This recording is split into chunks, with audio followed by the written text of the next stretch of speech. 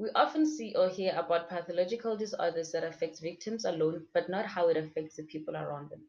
There are many parental pathological disorders that may have an effect on children.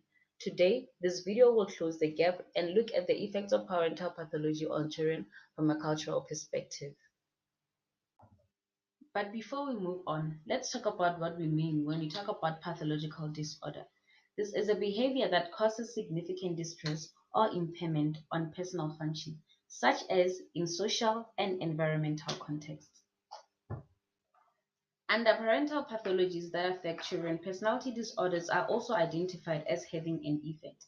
Personality disorders are psychological disorders where individuals behave in ways that make it difficult to form healthy relationships with others. This is because they feel that they're important and that other people are of a lower status. Under parental personality disorders that affect children, narcissistic personality has been identified as the most standing out personality disorder that affects a child who lives with a pathological parent. Narcissistic personality is a disorder where people have high self-importance, deep need to be admired, and lack of empathy for others. How do we see a narcissist? Grandiosity in people with narcissistic personality is seen when a person sees themselves as superior and special and wants other people to see them in the same way. These people always have fantasies of unlimited success, to be powerful, always beautiful, and have ideal love, and feel that they are special. Narcissistic individuals lack empathy. They do not recognize the needs and feelings of the people around them. They have an excessive need to be reassured of how beautiful they are. So, how do children get affected by their narcissistic parents? The child has never received appreciation from the parents on his or her achievement and does not realize that they are good enough in life. This might make them feel like a failure.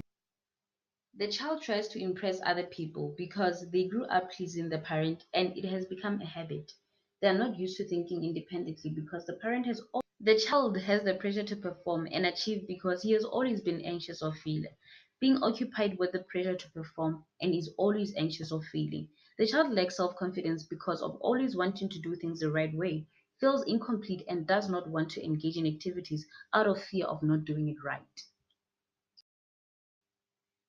Because kids feel that they are judged rather than being accepted and loved, it results in their emotional development being slow. They feel that they are not heard or seen. They feel that they are used and controlled. This results in them growing up feeling not good enough.